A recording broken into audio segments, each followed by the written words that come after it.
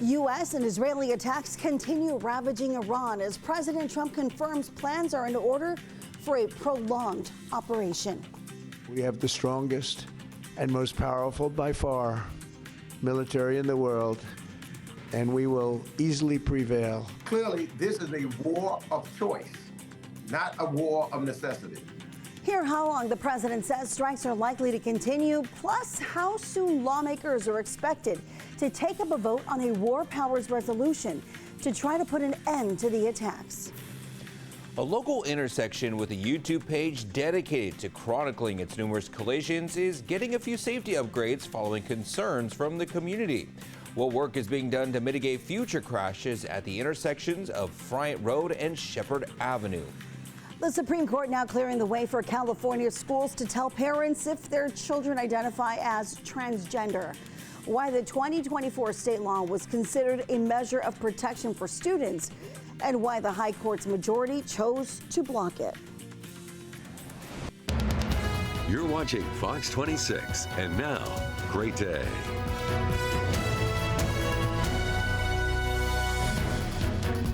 Well, good morning. We begin this hour with a live look outside as the moon is now back to normal at the moment. But if you were up earlier this morning, you may have caught one incredible sight in the sky. A total lunar eclipse turned the moon deep copper red for several hours.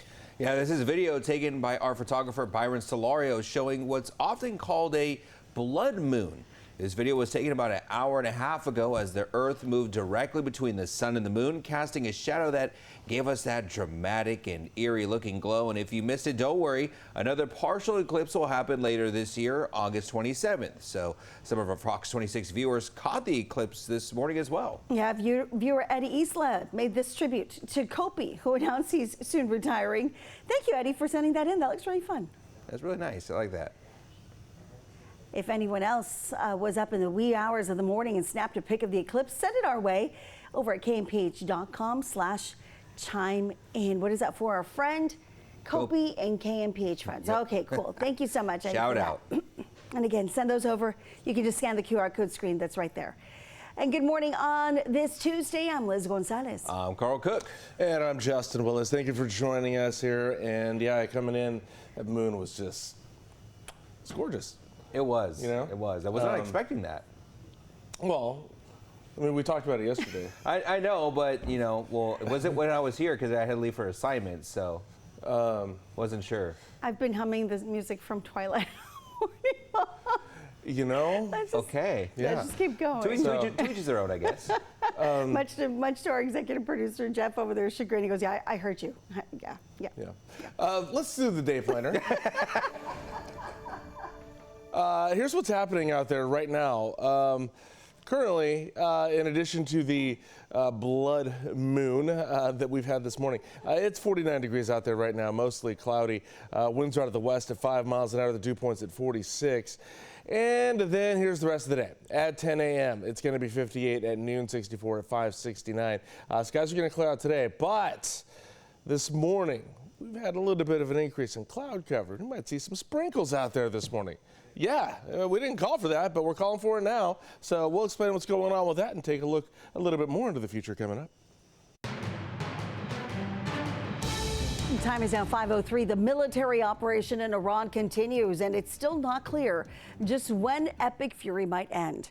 This is video of an Iranian missile attack on Tel Aviv, Israel earlier today.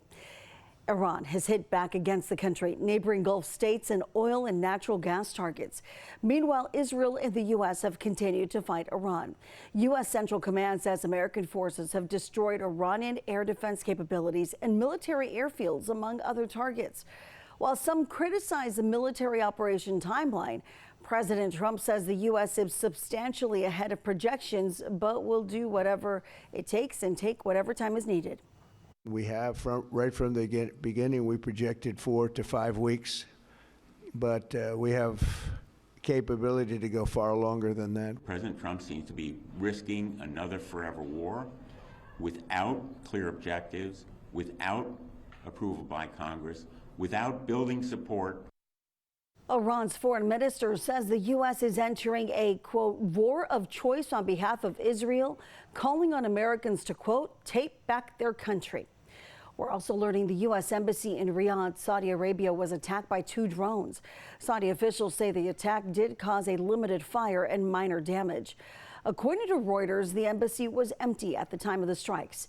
The embassy issued a shelter-in-place notification for Jeddah, Riyadh, and Dhahran. It also recommended American citizens in the kingdom to shelter in place immediately and avoid the embassy until further notice due to the attack.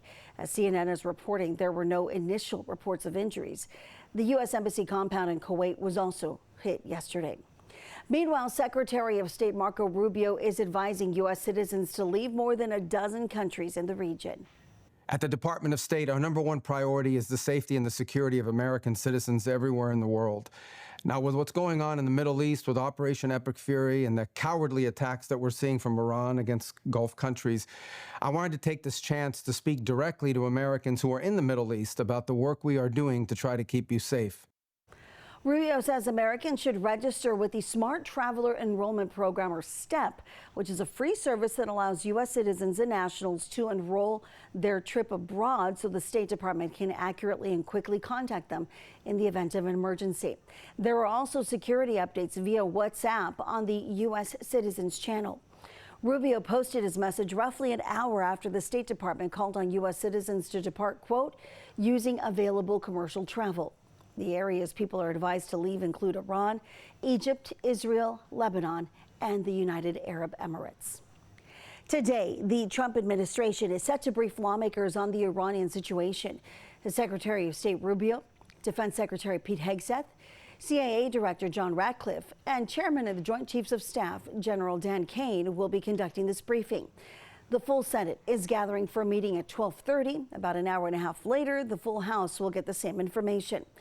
President Trump and Israeli Prime Minister Benjamin Netanyahu have said that their main goals were to protect their respective countries from Iranian threats and to prevent the regime from getting a nuclear weapon.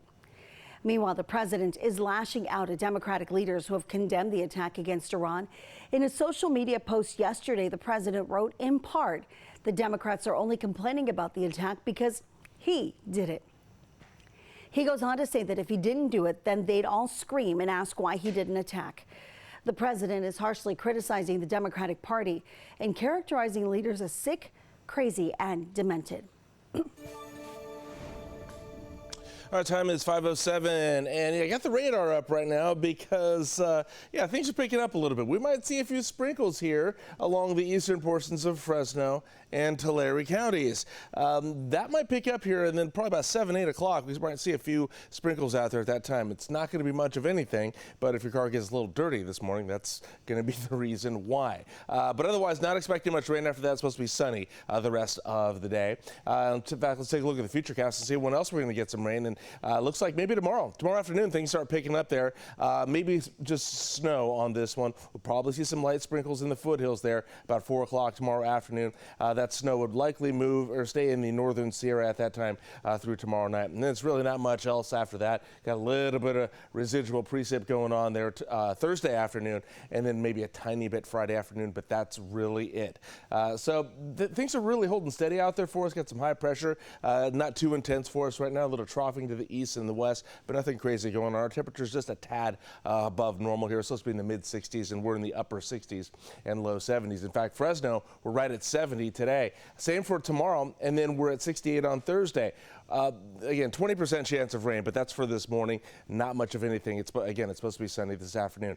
Wind speeds are going to pick up again tomorrow, though. I'll be about 10 to 15 miles an hour. Same on Thursday there, and overnight lows will be in the 40s. All right, in just a little bit here, we'll take a look at the highs and lows for today across the rest of the San Joaquin Valley. Well, changes will soon be underway at one North Fresno intersection known to be a hot spot for crashes. Oh, that was just one of many crashes that have taken place at the intersection of Bryant Road and Shepherd Avenues. And now $2.5 million is being invested to improve safety.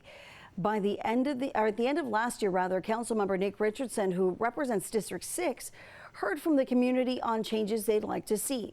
And this intersection is certainly one of them.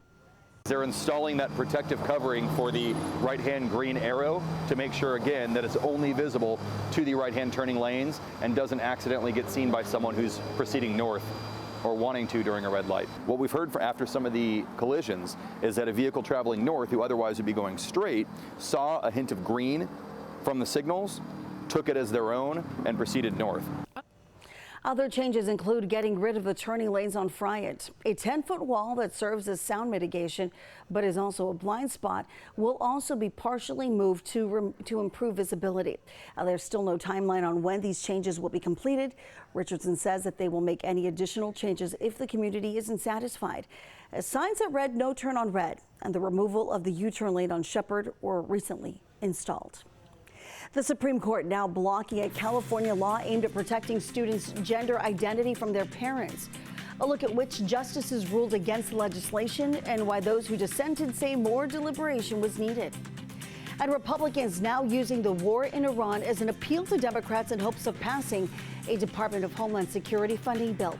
Why negotiations remain at a standstill despite escalating tensions in the Middle East. But first, a live look at the San Francisco skyline. It is now 5:10 and 55 degrees there right now. You can find new headlines and the weather forecast on your screen all morning long, even during the commercial break.